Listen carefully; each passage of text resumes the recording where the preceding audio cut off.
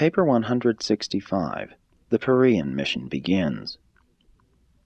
On Tuesday, January 3, A.D. 30, Abner, the former chief of the 12 apostles of John the Baptist, a Nazarite, and one-time head of the Nazarite school at En-Gedi, now chief of the 70 messengers of the kingdom, called his associates together and gave them final instructions before sending them on a mission to all of the cities and villages of Perea. This Perean mission continued for almost 3 months, and was the last ministry of the Master. From these labors Jesus went directly to Jerusalem to pass through his final experiences in the flesh. The 70, supplemented by the periodic labors of Jesus and the 12 apostles, worked in the following cities and towns and some 50 additional villages: Zaphon, Gadara, Makad, Arbela, Ramath, Edrei, Basora, Caspin, Mizpeh, Geraza, Ragaba, Succoth, Amathus, Adam, Penuel, Capitolius, Dion, Hatita, Gada, Philadelphia, Jogbaha, Gilead, Beth-Nimrah, Tyrus, Eliela, Livius, Heshbon, Calaroh, Beth-Peor, Shittim, Sibma, Medeba, Beth-Maon, Areopolis, and Aroer. Throughout this tour of Perea, the Women's Corps, now numbering 62, took over most of the work of ministration to the sick. This was the final period of the development of the higher spiritual aspects of the gospel of the kingdom, and there was, accordingly, an absence of miracle working. No other part of Palestine was so thoroughly worked by the apostles and disciples of Jesus, and in no other region did the better classes of citizens so generally accept the Master's teaching. Perea at this time was about equally Gentile and Jewish, the Jews having been generally removed from these regions during the times of Judas Maccabee. Perea was the most beautiful and picturesque province of all Palestine. It was generally referred to by the Jews as the land beyond the Jordan. Throughout this period, Jesus divided his time between the camp at Pella and trips with the 12 to assist the 70 in the various cities where they taught and preached. Under Abner's instructions, the 70 baptized all believers, although Jesus had not so charged them. 1. At the Pella camp. By the middle of January, more than 1,200 persons were gathered together at Pella, and Jesus taught this multitude at least once each day when he was in residence at the camp, usually speaking at 9 o'clock in the morning, if not prevented by rain. Peter and the other apostles taught each afternoon. The evenings Jesus reserved for the usual sessions of questions and answers with the 12 and other advanced disciples. The evening groups averaged about 50. By the middle of March, the time when Jesus began his journey toward Jerusalem, over 4,000 persons composed the large audience which heard Jesus or Peter preach each morning. The Master chose to terminate his work on earth when the interest in his message had reached a high point, the highest point attained under this second or non-miraculous phase of the progress of the kingdom. While 3/4 of the multitude were truth-seekers, there were also present a large number of Pharisees from Jerusalem and elsewhere, together with many doubters and cavilers. Jesus and the 12 apostles devoted much of their time to the multitude assembled at the Pella camp. The 12 paid little or no attention to the field work, only going out with Jesus to visit Abner's associates from time to time. Abner was very familiar with the Perean district, since this was the field in which his former master, John the Baptist, had done most of his work. After beginning the Perean mission, Abner and the 70 never returned to the Pella camp.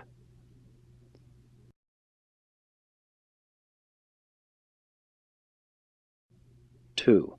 Sermon on the Good Shepherd. A company of over 300 Jerusalemites, Pharisees and others, followed Jesus north to Pella when he hastened away from the jurisdiction of the Jewish rulers at the ending of the Feast of the Dedication. And it was in the presence of these Jewish teachers and leaders, as well as in the hearing of the 12 apostles, that Jesus preached the sermon on the Good Shepherd. After half an hour of informal discussion, speaking to a group of about 100, Jesus said, "On this night I have much to tell you, and since many of you are my disciples, and some of you my bitter enemies, I will present my teaching in a parable, so that you may each take for yourself that which finds a reception in your heart. Tonight here before me are men who would be willing to die for me and for this gospel of the kingdom, and some of them will so offer themselves in the years to come. And here also are some of you, slaves of tradition, who have followed me down from Jerusalem, and who, with your darkened and deluded leaders, seek to kill the Son of Man. The life which I now live in the flesh shall judge both of you, the true shepherds and the false shepherds. If the false shepherd were blind, he would have no sin. But you claim that you see, you profess to be teachers in Israel. Therefore does your sin remain upon you. The true shepherd gathers his flock into the fold for the night in times of danger. And when the morning has come, he enters into the fold by the door, and when he calls, the sheep know his voice. Every shepherd who gains entrance to the sheepfold by any other means than by the door is a thief and a robber. The true shepherd enters the fold after the porter has opened the door for him, and his sheep, knowing his voice, come out at his word. And when they that are his are thus brought forth, the true shepherd goes before them. He leads the way, and the sheep follow him. His sheep follow him because they know his voice. They will not follow a stranger. They will flee from the stranger because they know not his voice. This multitude which is gathered about us here are like sheep without a shepherd. But when we speak to them, they know the shepherd's voice, and they follow after us. At least, those who hunger for truth and thirst for righteousness do. Some of you are not of my fold. You know not my voice, and you do not follow me.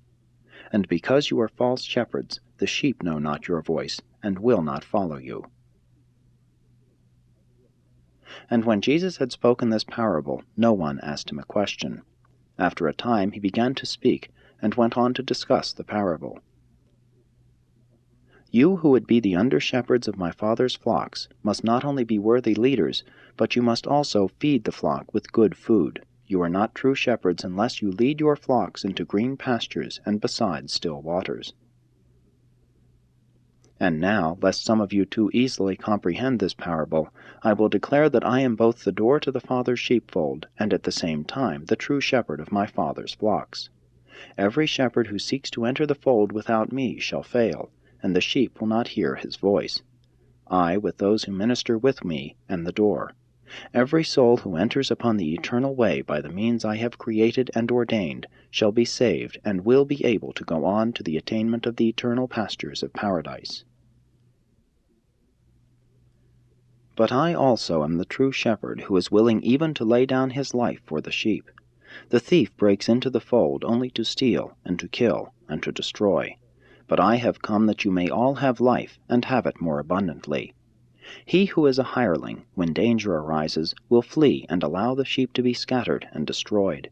But the true shepherd will not flee when the wolf comes. He will protect his flock, and, if necessary, lay down his life for his sheep. Verily, verily, I say to you, friends and enemies, I am the true shepherd. I know my own, and my own know me. I will not flee in the face of danger. I will finish this service of the completion of my Father's will, and I will not forsake the flock which the Father has entrusted to my keeping. But I have many other sheep not of this fold, and these words are true not only of this world. These other sheep also hear and know my voice, and I have promised the Father that they shall all be brought into one fold, one brotherhood of the sons of God. And then shall you all know the voice of the one shepherd, the true shepherd, and shall all acknowledge the fatherhood of God. And so shall you know why the Father loves me, and has put all of his flocks in this domain in my hands for keeping. It is because the Father knows that I will not falter in the safeguarding of the sheepfold, that I will not desert my sheep, and that, if it shall be required, I will not hesitate to lay down my life in the service of his manifold flocks. But mind you, if I lay down my life, I will take it up again. No man or any other creature can take away my life. I have the right and the power to lay down my life, and I have the same power and right to take it up again. You cannot understand this, but I received such authority from my Father even before this world was. When they heard these words, his apostles were confused, his disciples were amazed, while the Pharisees from Jerusalem and around about went out into the night, saying, He is either mad or has a devil. But even some of the Jerusalem teachers said, "He speaks like one having authority. Besides, whoever saw one having a devil open the eyes of a man born blind, and do all of the wonderful things which this man has done?" On the morrow, about half of these Jewish teachers professed belief in Jesus, and the other half in dismay returned to Jerusalem and their homes. 3. Sabbath Sermon at Pella. By the end of January, the Sabbath afternoon multitudes numbered almost 3,000. On Saturday, January 28, Jesus preached the memorable sermon on trust and spiritual preparedness. After preliminary remarks by Simon Peter, the Master said, "What I have many times said to my apostles and to my disciples, I now declare to this multitude. Beware of the leaven of the Pharisees, which is hypocrisy, born of prejudice, and nurtured in traditional bondage, albeit many of these Pharisees are honest of heart, and some of them abide here as my disciples. Presently all of you shall understand my teaching, for there is nothing now covered that shall not be revealed. That which is now hid from you shall all be made known when the Son of Man has completed his mission on earth and in the flesh." Soon, very soon, will the things which our enemies now plan in secrecy and in darkness be brought out into the light and be proclaimed from the housetops. But I say to you, my friends, when they seek to destroy the Son of Man, be not afraid of them. Fear not those who, although they may be able to kill the body, after that have no more power over you. I admonish you to fear none, in heaven or on earth, but to rejoice in the knowledge of him who has power to deliver you from all unrighteousness, and to present you blameless before the judgment seat of a universe. Are not 5 sparrows sold for 2 pennies? And yet when these birds flit about in quest of their sustenance, not one of them exists without the knowledge of the Father, the source of all life. To the seraphic guardians the very hairs of your head are numbered. And if all of this is true, why should you live in fear of the many trifles which come up in your daily lives? I say to you, fear not. You are of much more value than many sparrows.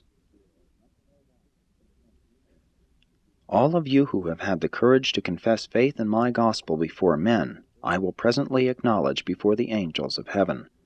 But he who shall knowingly deny the truth of my teachings before men shall be denied by his guardian of destiny even before the angels of heaven. Say what you will about the Son of Man, and it shall be forgiven you, but he who presumes to blaspheme against God shall hardly find forgiveness. When men go so far as knowingly to ascribe the doings of God to the forces of evil, such deliberate rebels will hardly seek forgiveness for their sins.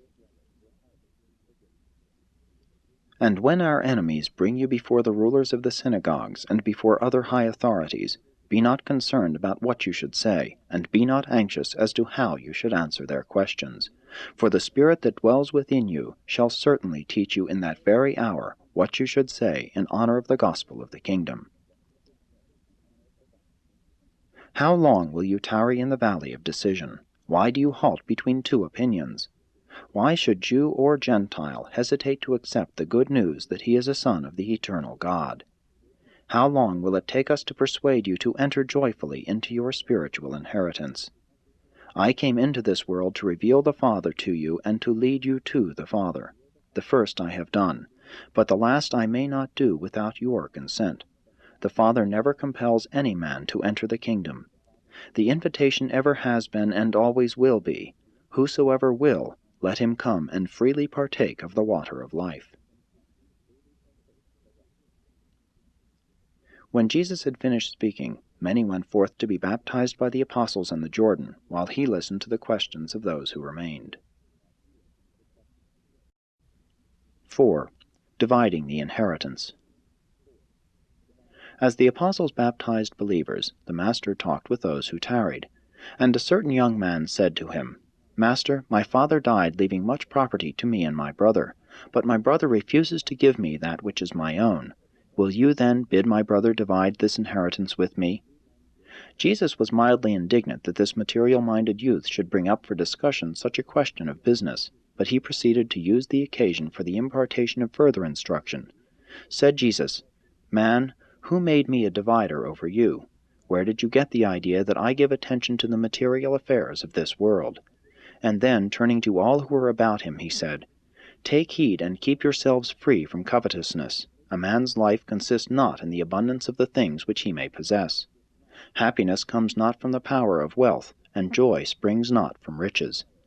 Wealth in itself is not a curse, but the love of riches many times leads to such devotion to the things of this world that the soul becomes blinded to the beautiful attractions of the spiritual realities of the kingdom of God on earth, and to the joys of eternal life in heaven." Let me tell you a story of a certain rich man whose ground brought forth plentifully, and when he had become very rich, he began to reason with himself, saying, "What shall I do with all my riches? I now have so much that I have no place to store my wealth." And when he had meditated on his problem, he said, "This I will do. I will pull down my barns, and build greater ones, and thus will I have abundant room in which to store my fruits and my goods. Then can I say to my soul, Soul, you have much wealth laid up for many years.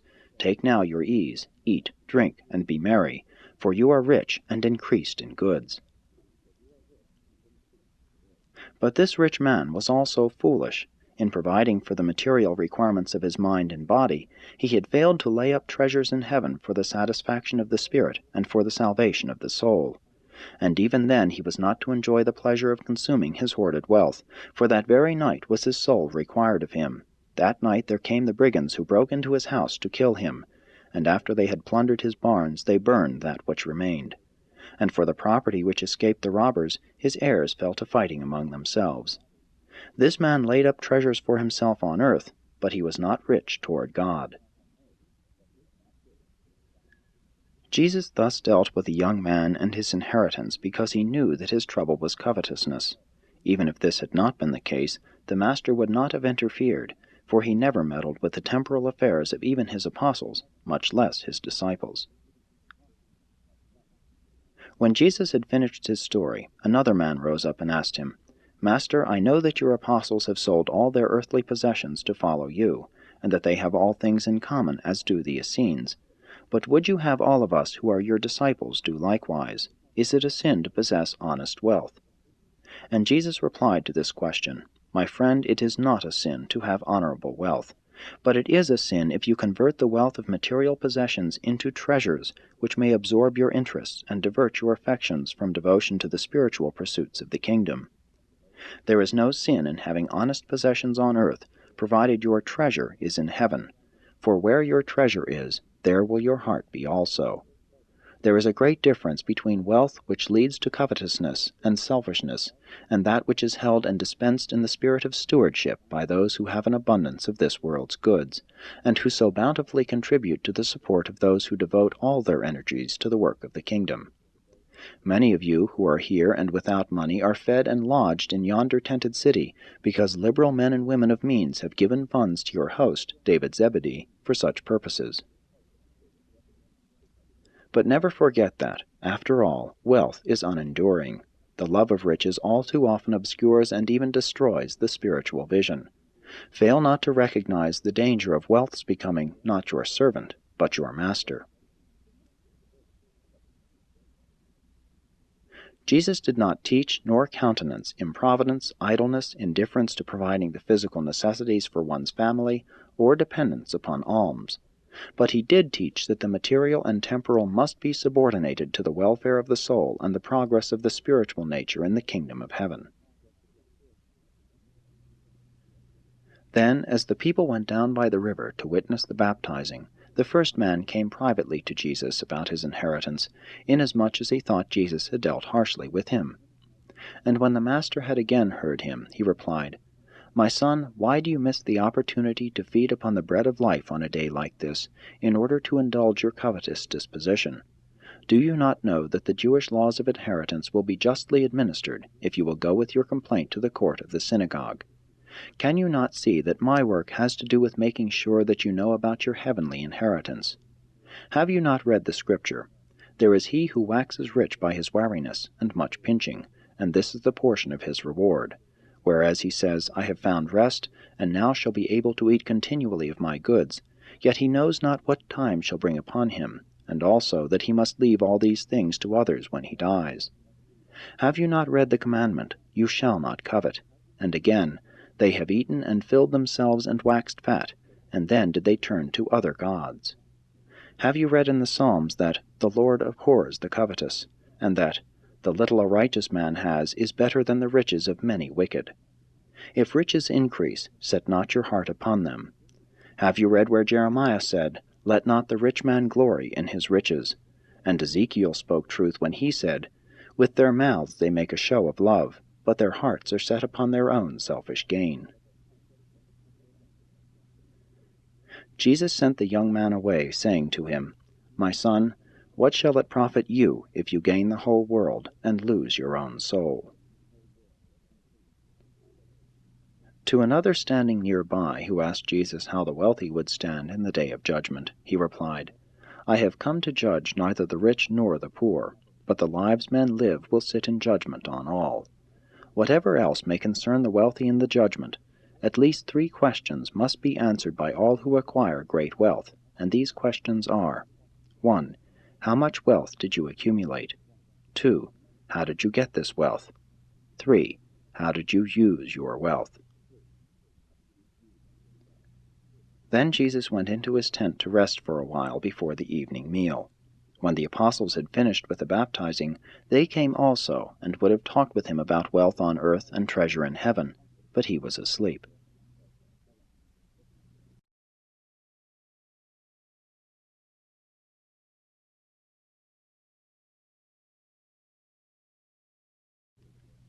"5. Talks to the apostles on wealth. That evening after supper, when Jesus and the 12 gathered together for their daily conference, Andrew asked, Master, while we were baptizing the believers, you spoke many words to the lingering multitude which we did not hear. Would you be willing to repeat these words for our benefit?